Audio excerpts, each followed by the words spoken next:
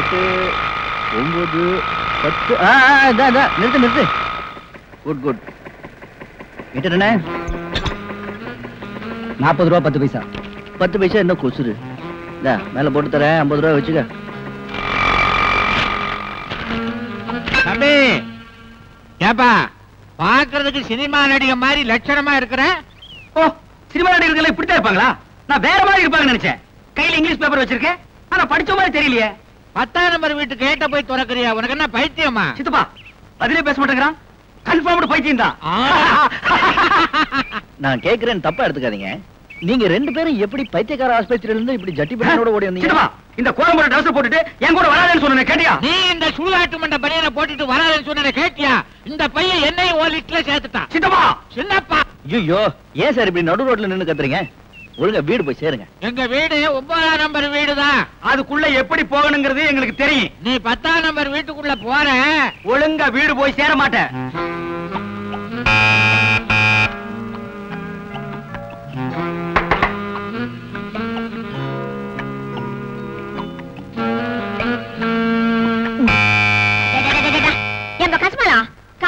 ஊட்டாண்டு வந்து பெல்ல அமைக்கினே இருக்கியே, என்னப்பா ஓனா? இந்த வீட்ல ஒரு போர்ஷன் வாடகைக்கு விட போடணும்னு பேப்பர்ல போட்டுருந்தது. அதான் உள்ள வந்து இடத்த பார்க்கலாமா? கொடகுல கூடு பார்க்க வந்திருக்கியா? இது புடி. என்னது? இந்த கலையில கொண்டு போய் அந்த கார்ப்பரேஷன் தொட்டில கலாச்சிட்டு வா, அப்பால பேசுவோம். புடி. என்னமா அது? வீடு பார்க்க வந்தவங்க கிட்ட வேலை வாங்குறீ நீ? சரி, நானே கலாச்சிக்கிறேன். அடுத்த கால் பண்ணிட்டு போ. ஏமா வேணாம், நில்லு. அண்ணா நகர் வரதுக்கு ஆட்டோக்காரனுக்கு 50 ரூபா எழுதிருக்கேன். குட்டு அந்த கலிக்க நில்லு. போ. வீட்டுக்குள்ள வேற ஏதாவது கேடு கட்ட இருக்கு? அவங்களையும் துப்பு சொல்லு, மொத்தமா எடுத்து போறேன். இல்ல, இது போதும் போ. வீட்ல எல்லாம் என்ன தானே? ஐயோ, என்ன பண்ணாலும் இவளுக்கு வீட்ல இந்த நாத்தம் நாரது. இந்த கலிஜே புடி. இப்போ உள்ள போலாமா? நில்ல. உன் பேர் என்ன? சக்கரவர்த்தி. ராணி வீட்டுக்கு வரலையா? நான் கல்யாணம் ஆகாத சக்கரவர்த்தி. அப்ப இந்த வீடு உனக்கு வாழை கிடையாது. ஏன்? கண்ணால ஆன ஆம்பளையா இருக்கணும், இல்ல கண்ணால ஆகாத பொம்மநாட்டியா இருக்கணும். அவங்களுக்கு தான் எங்க எஜமானி அம்மா இந்த வீடு விடுவாங்க. உங்க எஜமானி அம்மா என்ன அலியா? யோ, அலியும் இல்ல எலியும் இல்ல அவங்க. இது எங்க அம்மா கண்டிஷன். எங்க உங்க எஜமானி அம்மாவை கூப்பிடு, பேசி பாக்குறேன். ஒருவேளை என் முகத்தை பார்த்த உடனே மனசு மாறி அவங்க கண்டிஷனை கைவிடலாம். அவங்க டவுனுக்கு போயிருக்காங்க, வரத்துக்கு நேரம் ஆகும். நீ அப்பால வா. கூட கூட கொஞ்சம் நில்லு. வந்தது வந்துட்டேன். வாடகைக்கு விடுற போஷனை பார்த்துட்டு போயிடுறேன். சரி வா, உள்ள வந்து ஒரு வாட்டி கண்டுக்கிட்டு போ. வா. வேலைக்கார பெண்ணே, நான் சொன்னா நீ நம்ப மாட்டேன். இந்த கட்டிலும் மெத்தையும் எனக்கு ரொம்ப பிடிச்சு போச்சு. நீயும் எனக்கு ரொம்ப ரொம்ப பிடிச்சு போச்சு. நீ இங்க தான் தூங்குறியா? என்னடா? நீயும் இந்த வீட்டுல தான் தங்குறியான்னு கேட்டேன். எல்லாமே என் மனசுக்கு திருப்தியா நடந்துட்டு வருது. அதே மாதிரி இந்த போஷனும் எனக்கு வாடகைக்கு கிடைச்சிருச்சுன்னா ஒரு வழியா செட்டில் ஆயிடுவேன். செட்டில். பெண்ணே, உங்க முதலாளி அம்மா எப்ப வருவாங்க? எந்த நிமிடம் வருவாங்க? பெண்ணே, இந்த பெட்ரூமுக்கு எவ்வளவு வாடகை உனக்கு ஏதாவது தெரியுமா? மாசம் 1000 ரூபாய் கொடக்கூலி, 10 மாசம் அட்வான்ஸ். 1000 நியாயமான வாடகை. That sounds fair enough. Nice bed, nice girl. But I'm afraid I could not possibly rent the room to you. பெண்ணே, உங்க முதலாளி அம்மா வந்துட்டாங்களா?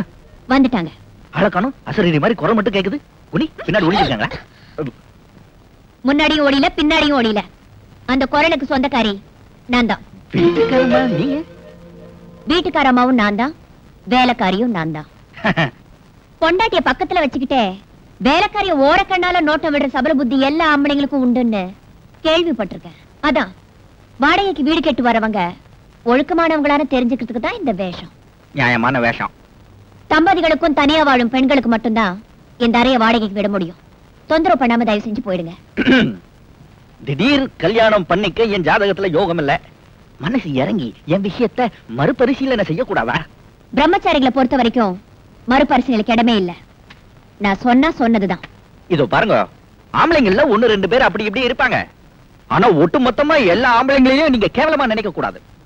நாங்க எல்லா விதத்திலையும் பொம்பளைங்களுக்கு உதவியா இருப்போம். ஆண் துணையோட வெளியே போனீங்கன்னா காலி பயலுக சைட் அடிக்க மாட்டானுங்க. இடிமன்னர்கள் தொல்லை இருக்காது.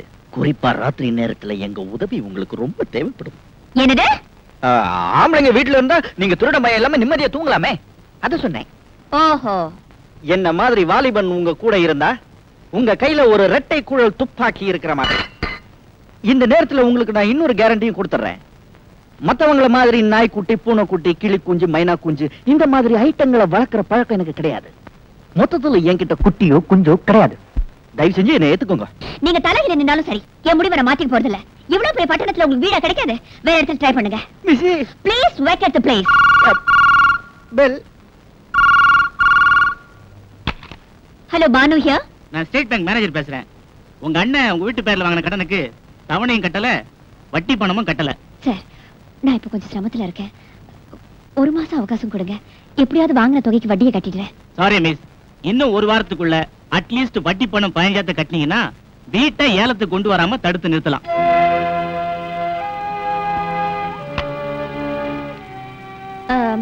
மிஸ்டர் சக்கரவர்த்தி, நான் வேற வீடு பாத்துக்கிறேங்க. வரங்க. நிலவு சக்கரவர்த்தி, நீங்க ரொம்ப கெஞ்சி கேட்டதுனால உங்களை என் கொடுத்துக்காரரை ஏத்துக்கிறேன். உங்களுக்கு ரொம்ப இறங்கின மனசு. தேங்க்யூ. பட் ஒன் திங், என்ன? வாடகை 1000 ரூபாய் தான். அட்வான்ஸ்க்காக 15,000 ரூபாய் தரணும்.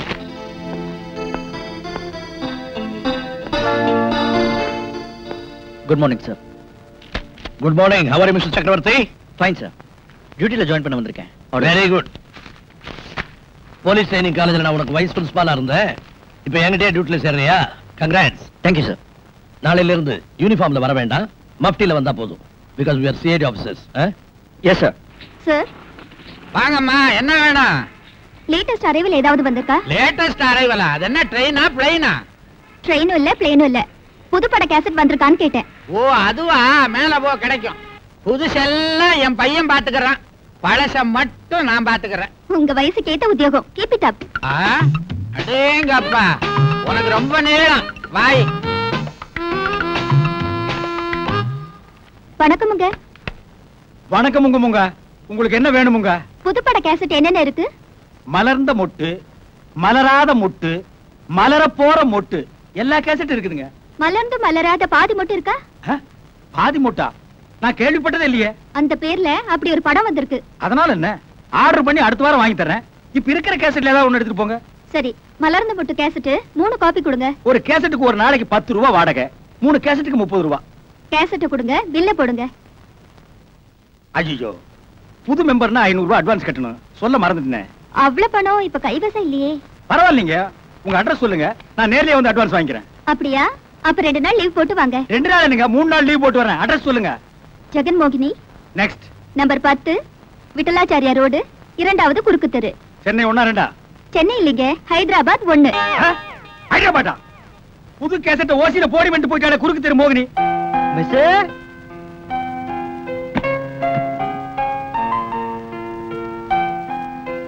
மிஸ்,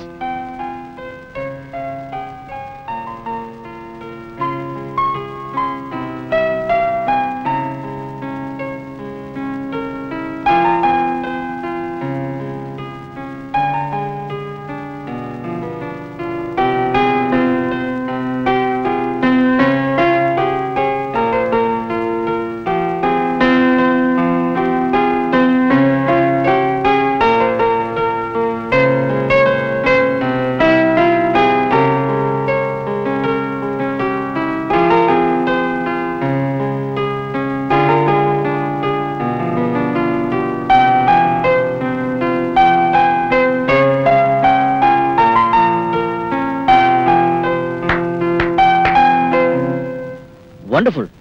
பியானோ பிரமாதமா வாசிக்கிறீங்க. நான் அப்படியே ரசிச்சுக்கிட்டு ரொம்ப நேரம் நின்னுட்டேன். Thank you. இந்த பியானோவை எங்க அம்மா எனக்கு பரிசா கொடுத்தாங்க. இத வாசிக்கும் போதெல்லாம் இறந்து போன எங்க அம்மா என்னோட ஆத்மார்த்தமா பேசுற மாதிரி இருக்கும். துயரமான நேரங்கள்ல இங்க வந்து உட்கார்ந்து வாசிக்க ஆரம்பிச்சிருவேன். அப்புறம் கொஞ்ச நேரத்துல மனசு லேசாயிடும். You are a very sentimental character. You are correct. இந்தாங்க உங்க அட்வான்ஸ் தொகை. Thank you. இது உங்க ரூமா? அதான் என் ரூம். அப்படின்னா இந்த ரூமை கொஞ்சம் திறந்து காட்டுங்க. நான் எடுத்திருக்கிற ரூமை விட இது பெருசா இருந்துச்சுன்னா நான் இங்கே தங்கிக்கிறேன். ஒருத்தர் துணையா இருந்துக்கலாம். இந்த ரூமை யாருக்கும் வாடகைக்கு விடுறது அபிப்பிராயம் இல்ல. அது திறந்து பார்க்கவும் அனுமதி இல்ல. யாருக்கும் அனுமதி இல்லையா? இந்த ரூமுக்குள்ள அப்படி என்ன ரகசியம் இருக்கு? CID மாதிரி துருவி கேள்வி கேட்காம உங்க ரூம்ல போய் செட்டில் ஆவுங்க. அது சரி. நீங்க நல்ல மூட்ல இருக்கும்போது வந்து தெரிஞ்சுக்கிறேன். மிஸ், என்ன இன்னைக்கு ஒரு நாள் டின்னருக்கு என் கூட ஹோட்டலுக்கு வரீங்களா? நம்ம 2 பேருக்குள்ள ஒன்னும் சரியான அறிமுகம் கூட ஆகல. அதுக்குள்ள என்ன ஹோட்டலுக்கு கூப்பிடுறீங்களே? உங்க மனசுக்குள்ள என்ன பத்தி என்ன நினைப்பு? பாத்தீங்களா, அவசரப்பட்டு என்ன பத்தி தப்பா இட போட்டீங்களே. நீங்க இந்த வீட்டு ஓனர், நான் உங்க குடுத்தனக்காரன். நம்ம 2 பேருக்குள்ள ஒரு இது ஏற்பட வேண்டாமா? எது? ஒரு நல்ல அண்டர்ஸ்டாண்டிங். அதுக்கு இந்த டின்னர் முதற்படியா இருக்கட்டுமே நினைச்சேன். ஓஹோ, அப்ப சாரோட ரெண்டாவது படி என்னவா இருக்கும்? என்னைக்கு நீங்க என்ன டின்னர் கூப்பிடுவீங்கன்னு காத்துட்டு இருக்கிறதான். ஓகே, நாளைக்கு நீங்க என்னோட டின்னர் சாப்பிடுறதா இருந்தா இன்னைக்கு உங்க இன்விடேஷன் ஏத்துக்கிறேன். Agreed, let's go. கீழே வெயிட் பண்ணுங்க, நான் ட்ரெஸ் சேஞ்ச் பண்ணிட்டு வந்துடுறேன்.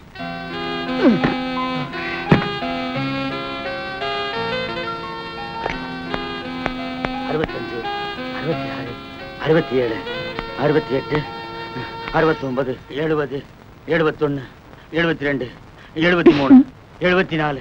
சின்னப்பா, இனிமே என்னால உச்சி போட முடியாது. முட்டி கண்டு போச்சு. படுக்க போகும்போது 100 தடவை உட்கார்ந்து எந்திரிச்சா நல்லதுன்னு டாக்டர் சொல்லிருக்காரு. டாக்டர் ஒன்னதான் உடற்பயிற்சி பண்ண சொல்லிருக்காரு. என்னையா உசுர எடுக்கிற? உனக்கு உழைச்சு வச்சா நான் ஓடா தேஞ்சிரும் போல் இருக்கு. அப்படி எல்லாம் சொல்லாதடா. எனக்கு பின்னால என் சொத்து பூரா உனக்கு தானே. இந்தியா டுடே இப்படி சொல்லி சொல்லியே என்ன ஏமாத்து. இப்படி உட்கார்ந்து எந்திரிச்சா உனக்கு முன்னாலே நான் போயிடுவேன். 76, 77, 78, 79. இதுக்கு மேல முடியல பண்ண. Miss Banu, I'm ready. Yes, I'm coming.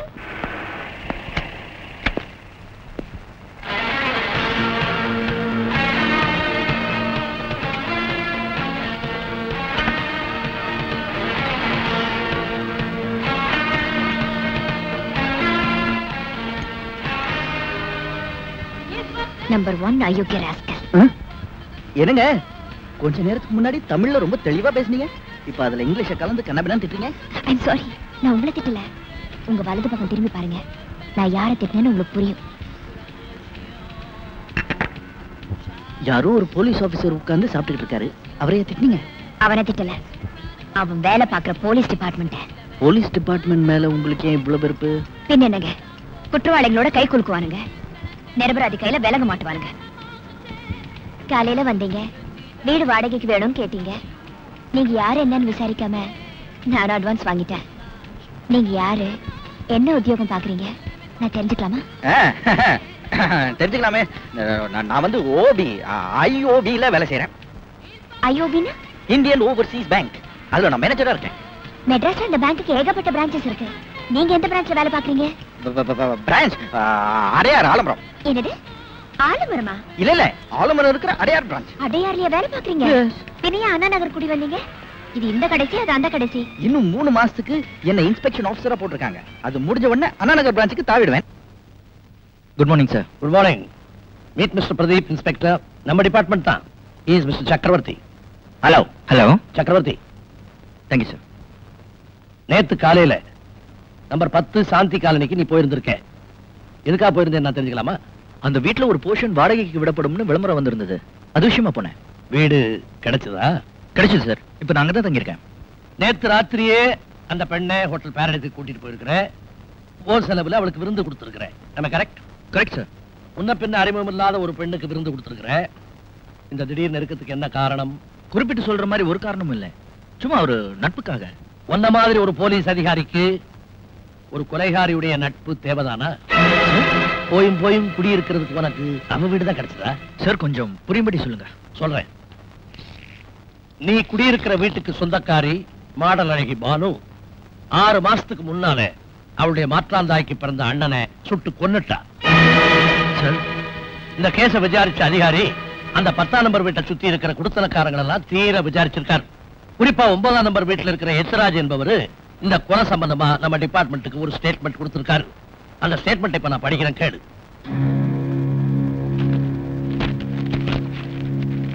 1991ஆம் வருடம் ஜூன் மாதம் 30ஆம் தேதி அன்று ராத்திரி 10 மணிக்கு எத்ராஜ் என்ற நானும் என் வளர்ப்பு மகன் சின்னப்பாவும் எங்களது வீடியோ கடையை மூடிவிட்டு வழக்கம் போல் சாந்தி காலனிக்கு நடந்து போய் கொண்டிருந்தோம்.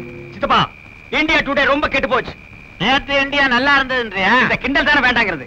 நாம கவர்மெண்ட்டுக்கு வரி கட்டுறோம், கார்பரேஷனுக்கு வரி கட்டுறோம். ராத்திரி நேரத்தில் நாம பயம் இல்லாம நடந்து போக முடியுதா? ஸ்ட்ரீட் லைட் ஒன்னு எரியுதான்னு பாருங்க. நீ ஒண்ணும் பயப்படாத.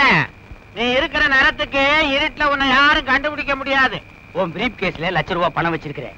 இந்த விவரம் எவனுக்காவது தெரிஞ்சு நம்மள ஃபாலோ பண்ணிட்டே வந்து உன் தலையில டுமீல் டுமீல் டுமீல்னு 3 தடவை சுட்டுட்டு பணத்தை புடுங்கிட்டு இருட்டுல மறைஞ்சிட்டான்னா என்ன செய்யறது?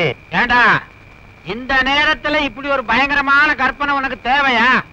இருந்தாலும் நான் சேஃப்டியா இருந்துக்கிறேன். இந்த பொட்டிய புடி, இத பத்திரமா வீடு கொண்டாந்து சேரு. நீ வீட்டுக்குள்ள வந்த உடனே ஓட்டேந்து வாங்கிக்கிறேன். என்ன விட்டுட்டு நீ தனியா போயிட்டு இருக்கியா? இந்த மாதிரி நில்லு, இல்லைன்னா நானே உன்னை சுட்டு போடுவேன். அப்பா, வீடு வந்து சேர்ந்தாச்சு. மூச்சு வாங்குது. கொஞ்ச நேரம் உட்கார்ந்து போவோம். அம்மா, இனிமே டுமில் சத்தம் கேட்காது. அப்பா! சார், என்னாச்சு? ஐயோ, யாரோ சுட்டாங்களே. டெஞ்சில குண்டு பாய்ச்சிருச்சு. அது சித்தப்பா, என்ன உடம்பெல்லாம் ரத்தம்? உனக்கு என்னாச்சு? யாரோ சுட்டாங்கடா. சுட்டுட்டாங்களா? உண்மையிலே நீ போயிட்டியா? அப்பா, யோ, என்ன அப்புறமான சேர்ந்து நானும் வர்றீங்க?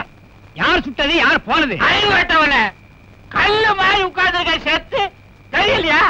இந்த மாதிரி கொட்டுது ரத்தம். உன் பக்கத்துல சிகப்பு பெயிண்ட் கொட்டி கிடக்குது. அதுல கைய வச்சுட்டு நீ ஏன் உடம்பு பூரா தடவிக்கிட்டு ஏன் கூச்சல் போட்டு ஊற கூட்டுற? அடே, ஆமா, குண்டு பட்டிருந்தா சட்டையில தொலை போட்டிருக்குமே, நல்லா தானே இருக்கு. ஆனா துப்பாக்கி சத்தம் கேட்டுச்சுடா. ஆமாங்க, துப்பாக்கி சத்தம் கேட்டுதான் நாங்களும் ஓடி வந்தோம்.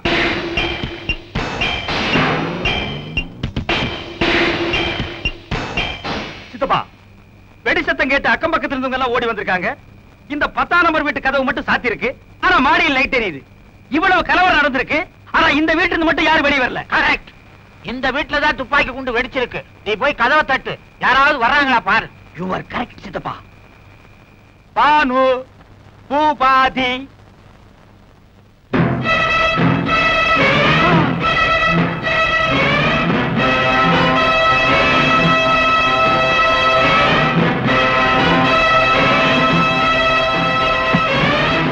ஐயோ, ஊமதிய கொலவனி டிக்கியில போட்டு கொண்டு வராங்க. ஓடியாங்க, எல்லாரும் ஓடியாங்க. கொலவாரி தப்பிச்சு ஓடுற, ஓடியாங்க, ஓடியாங்க. பக்கத்து வீட்டு பானு தான் அண்ணனையே சுட்டு கொன்னு வேதத்தை டிக்கியில போட்டுக்கிட்டு இந்த சினிமாவில் வர்ற மாதிரி மாயமா மறைஞ்சிட்டாளே. சம்பவம் நடந்த 10 நிமிஷத்துக்குள்ள போலீஸ் அதிகாரிங்க பானு வீட்டுக்கு போயிட்டாங்க. அவ வீட்டு மாடியில தான் அந்த கொலை நடந்திருக்கு. சுவத்துல ரிவால்வர் குண்டு பதிஞ்சதுக்கான அடையாளம் இருந்தது. தரையில ரத்தம் சிந்தி கிடந்தது. ஆனா சுட்டுக் கொல்லப்பட்ட பானுடைய அண்ணன் பூபதியுடைய சடலமும் நமக்கு கிடைக்கல. அந்த நேரத்துல நம்ம விசாரணைக்கு பானுவும் வீட்டுல இல்ல. அந்த வீட்டினுடைய கொல்லப்புறத்துல போலீஸ் அதிகாரிங்க 3 பொய்ப்பல்ல கண்டெடுத்தாங்க. அந்த 3 பொய்ப்பல்லையும் பானுடைய அண்ணன் பூபதிக்காக நான் தான் கட்டி கொடுத்தேன்னு ஒரு பல் டாக்டர் போலீஸ் அதிகாரிகிட்ட உறுதிப்படுத்தி இருக்கார். மறுநாள் காலையில 5 மணிக்கு தான் பானு அவ வீட்டுக்கு வந்தா. கொலை நடந்த நேரத்துல நீ எங்க இருந்தேன்னு போலீஸ்காரன் கேட்டாங்க. அதுக்கு அவ சாதுரியமா ஒரு பதில் சொன்னா. அவ என்ன சொன்னா தெரியுமா? அன்னைக்கு வைகுண்ட ஏகாதசி, சாமி தரிசனம் பண்றதுக்காக சாயந்தரம் 6 மணிக்கே கோயிலுக்கு போயிட்டேன். ஏகப்பட்ட கூட்டம். 12 மணிக்கு தான் சொர்க்கவாசலை திறந்தாங்க. சாமியை தரிசனம் பண்ணிட்டு திரும்ப வீட்டுக்கு வரும்போது பொழுதே விடிஞ்சு போச்சுன்னு சொன்னா. கிட்டத்தட்ட 12 மணி நேரம் கோவில்ல தரிசனத்துக்காக கியூவில் நின்னேன்னு சொன்னா. ஆனா அதை நிரூபிக்க அவளால ஒரு சாட்சி கூட காட்ட முடியல. பின்னையே சார் அவளை ஜெயில இல்லாம வெளியே விட்டு வச்சிருக்கீங்க? உடனே அவளை கைது செய்து கோர்ட்ல ஆஜர்படுத்தணும். நீதிபதியோட அனுமதியோட விசாரணைக்காக 1 வாரம் அவளை போலீஸ் காவல்ல வச்சிருந்தோம். எப்படி அவ அண்ணனுடைய சடலத்தை கைப்பற்றணுன்றதுக்காக அவளை துருவி துருவி சாமர்த்தியமா விசாரிச்சோம். ஆனா கல்லூரி பங்கம் மாதிரி என் அண்ணனை நான் கொலை செய்யலன்னு சாதிச்சுட்டா. பானுதா அவ அண்ணனை சுட்டு கொன்னான்றத கோர்ட்ல நிரூபிக்கணும்னா கொல்லப்பட்டதாக சொல்லப்படுற அவ அண்ணனுடைய சடலம் நமக்கு கண்டிப்பா தேவை. ஆனா பூபதியினுடைய பாடியை நம்மால கண்டுபிடிக்க முடியல. What a pity. சோ 1 வார போலீஸ் காவலுக்கு பிறகு அவளை வெளியில விட்டுட்டோம். ஆனா அந்த நிமிஷத்துல இருந்து அவ வீட்டையும் அவ வெளிவட்டார நடவடிக்கைகளையும் ராத்திரி பகலா கண்காணிச்சுட்டு வர்றாரு மிஸ்டர் பிரதீப். நீ ஒரு போலீஸ் அதிகாரின்னு தெரிஞ்சும் அவ வீட்டுல உனக்கு தங்க இடம் கொடுத்திருக்கா. It's a shock to me. சார், நான் போலீஸ் இலாக்காவை சேர்ந்தவன் அவளுக்கு தெரியாது. இல்ல, நீ யாருன்னு அவகிட்ட சொன்ன? பேங்க் அதிகாரின்னு சொன்னேன். ஏன் அப்படி சொன்ன? பேச்சுவாக்குல போலீஸ் இலாக்காவை கடுமையா விமர்சனம் செஞ்சான். அவளுடைய காழ்ப்புணர்ச்சிக்கு என்ன காரணம் தெரிஞ்சுக்கிட்ட பிறகு நான் யாருங்கிற உண்மையை அவளுக்கு சொல்லான்னு இருந்தேன். அதனாலதான் தற்காலிகமா அப்படி ஒரு பொய் சொன்னேன். பானுவோட கடந்த கால வாழ்க்கையை பத்தி தெரிஞ்சுக்காம அவ வீட்டுக்கு வாடகைக்கு போனது தப்புதான். இன்னைக்கே வேற வீட்டுக்கு என் ஜாகையை மாத்திக்கிறேன். அவசரப்படாதே. குலகாரி ஒருத்தி வீட்டுக்கு போலீஸ் அதிகாரி குடி போறது அவ்வளவு சுலபம் இல்லை. நமக்கு சந்தர்ப்பவசமா அது கிடைச்சிருக்கு. நிச்சயமா அவதான் அண்ணனை கொலை செய்திருக்கிறா. ஆனா தனக்கு நெருக்கமான ஒருத்தர் உதவியோட தான் அந்த சடலத்தை நம்ம கையில கிடைக்காம அப்புறப்படுத்தி இருக்கிறா. அந்த நபர் யாரு? பூபதியுடைய உடல் எங்க புதைக்கப்பட்டிருக்கு? இந்த 2 கேள்விகளுக்கு சரியான விட நம்ம கைக்கு கிடைச்சிட்டா அடுத்த நிமிஷமே பானுடைய கைகள்ல விலங்க நம்மால மாட்டிட முடியும். You follow me? Yes sir. நீ பானு வீட்லயே தங்குற, அவளுக்கு தெரியாம அவளை துப்பறிஞ்சு நமக்கு தேவையான தடயங்களை கண்டுபிடிக்கிற. எஸ். ஹாய் ஜோலே. ஹாய் உச்சி, வந்துட்டியா? உனக்காக தான் நான் காத்துட்டு இருந்தேன். எங்க சித்தப்பன் கோயிலுக்கு போயிருக்கான், வர்றதுக்கு இன்னும் 2 மணி நேரம் ஆகும். வா, அதுக்குள்ள அப்பா அம்மா விளையாடுவோம். கையெடுங்க. முதல்ல உங்க சித்தப்பா கிட்ட பேசி அவர் பேர்ல இருக்கிற வீடு, இந்த கேசட் கடை எல்லாத்தையும் உங்க பேருக்கு எழுத சொல்லுங்க. அப்புறமா இந்த தாத்தா பாட்டு விளையாட்டு விளையாடலாம். உச்சி கண்ணு, கொஞ்ச நாள் டைம் கொடு. எங்க சித்தப்பன் கிட்ட நைஸா பேசி என் பேருக்கு இந்த சொத்தெல்லாம் எழுதி வாங்கிக்கிறேன். என்னப்பா? ஐயோ, இவன் கோயிலுக்கு போயியா? எங்க சித்தப்பன் வந்துட்டா. மாடியில இருக்கிறியா? வந்துட்டேன். ஐயோ, மேல வேற வர போறானே. என்ன பண்ணுவேன்? ஐயோ, மரத்துக்கு சேலை கட்டினாலும் தூக்கி பாப்பானே. நீ அரப்பாவோட கட்டிருக்க, ரொம்ப ஈஸியா போடு. அங்கே இரு, அங்கே இரு. சித்தப்பா, அங்கே இல்லைங்க. உடம்புல உங்களுக்கு 1000 வியாதி இருக்கு. மாடிப்படி நீங்க ஏறக்கூடாது. உங்களுக்கு என்ன வேணும் சொல்லுங்க, நானே எடுத்து நான் தாண்டா எடுக்கணும். சித்தப்பா, விபரீதம் நடந்துரும். அது எதுக்கு நடக்குது? உங்க உடம்பு விபரீதமாயி போயிடும் சொல்றேன். அத பத்தி நீ கவலைப்படாத. சித்தப்பா, அட, வியாதிய பார்த்தா வியாபாரம் பண்ண முடியுமா? முக்கியமான கேசட்டுகள் தேவைப்படுது. அத வச்ச இடம் எனக்கு தான் தெரியும். நான் தான் எடுக்கணும். கொஞ்சம் விலகு. கிடைச்சிருச்சு. சித்தப்பா, சித்தப்பா, என்ன என்ன? கண்டிப்பா அந்த இடத்துல இருக்காது. என்னடா இது? நான் வச்சவன் எனக்கு தெரியாதா? அதுல இருக்காதுன்னு நீ எப்படி சொல்ற? சித்தப்பா, என்னடா வித்த காட்டுற?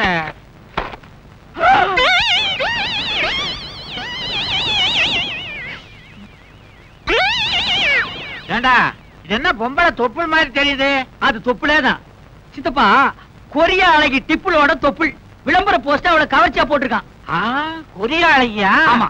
அவளை தொட்டு பாக்குறதுன்னா கொரியாவுக்குள்ள போகணும். அதுக்கேது நம்ம கிட்ட வசதி. அவ தொப்புல இங்கேயே தொட்டு பாத்துறேன்.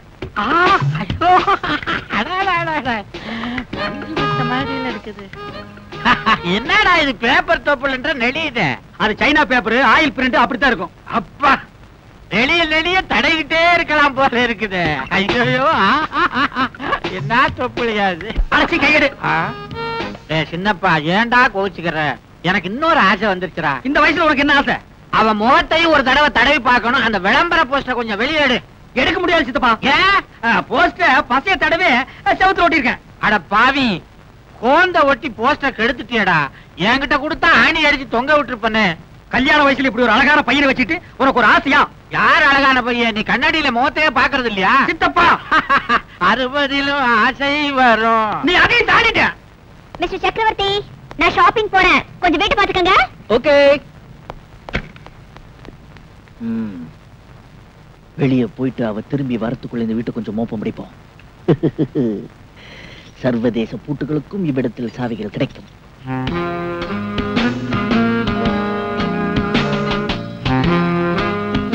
இது நெக்ஸ்ட். மர்ம ரூம முதல்ல பார்ப்போம். Very simple, very simple. ஐயோ, ஏமாதிருச்சே.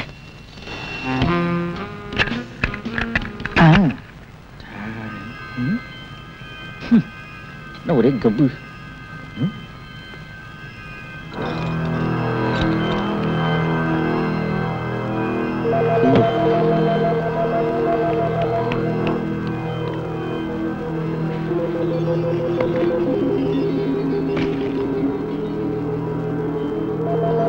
Bad taste.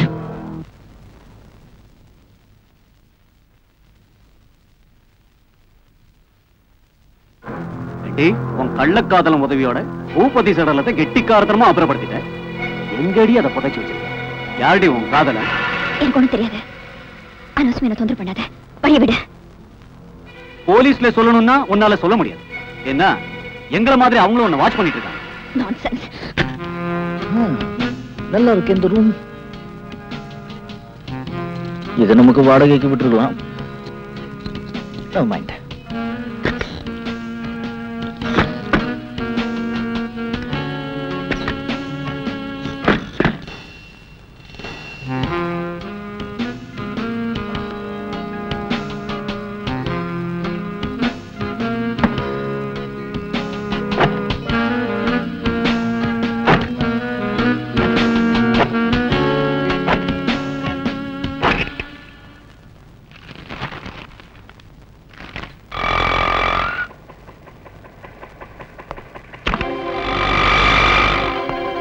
Oh my God.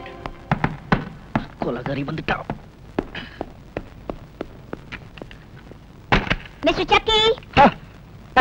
என்னங்க பொம்பளைங்க ஷாப்பிங் போனா ரொம்ப நேரம் ஆகும்னு கேள்விப்பட்டிருக்கேன். நீங்க இவ்வளவு சீக்கிரம் வந்துட்டீங்க? காலி பையலங்க தொல்லை தாங்க முடியல, அதான் சீக்கிரம் வந்துட்டேன். பை த பை, நேத்து நீங்க எனக்கு டின்னர் கொடுத்தீங்கல்ல, இன்னைக்கு நைட் நான் உங்களுக்கு டின்னர் கொடுக்க போறேன். எந்த ஹோட்டல்ல? இல்ல வீட்ல. ஐயோ வீட்லயா? பயப்படாதீங்க, நல்லாவே சமைப்பேன். எங்க அப்பா ஒரு ராணுவ அதிகாரி. அவருக்கு கல்யாணமாய் பூபதினு ஒரு மகன் பிறந்தான். அவனுக்கு 5 வயசு இருக்கும்போது அவங்க அம்மா இறந்துட்டாங்க. அவனை வளர்க்கறதுக்கு ஒரு தாய் வேணுங்கிற எண்ணத்துல எங்க அப்பா எங்க அம்மா ஒரு எண்ணாந்தரமா கட்டிக்கிட்டாரு. 2 வருஷம் கழிச்சு நான் பிறந்தேன். பூபதி தாயில்லாத பிள்ளைங்கிறதுனால எங்க அம்மா அவன் மேல அலாதி பிரியம் வச்சிருந்தாங்க. நானும் அவனை கூட பிறந்த அண்ணனா நினைச்சு பாசத்தோட பழகினேன். ஆனா எங்க அண்ணன் என்னையும் எங்க அம்மாவையும் விதர்ப்பமா நினைச்சு விரோதிகளை மாதிரி பார்த்தான். எனக்கு 15 வயசு இருக்கும்போது எங்க அம்மா கால மரணம் அடைஞ்சிட்டாங்க. எங்க அப்பா ராணுவத்துல இருந்து கட்டாய ஓய்வு வாங்கிக்கிட்டு எங்களோடவே வந்து தங்கிட்டாரு. முத்தி போன புத்துநோய் மாதிரி பூபதி கெட்ட நடவடிக்கைகளின் உச்சகட்டத்துக்கே போயிட்டான். மனம் நொந்து போன எங்க அப்பா ஒரு காலகட்டத்துல அவனை தன் பிள்ளையே இல்லைன்னு கை கழுவிட்டாரு. பிற்காலத்துல எனக்கு ஒரு பிடிமானம் வேணுங்கிற நினைப்புல எனக்கு தெரியாம இந்த வீட்டை எங்க அப்பா என் பேர்ல எழுதி வச்சுட்டாரு. 2 வருஷத்துக்கு முன்னாடி எங்க அப்பா இறந்துட்டாரு. வீடு என் பேர்ல இருக்குங்கிற விவரம் தெரிஞ்ச உடனே எங்க அண்ணன் பூபதி இந்த வீட்டை தன் பேர்ல மாத்தி கொடுன்னு என்ன பல தடவை வற்புறுத்தினா.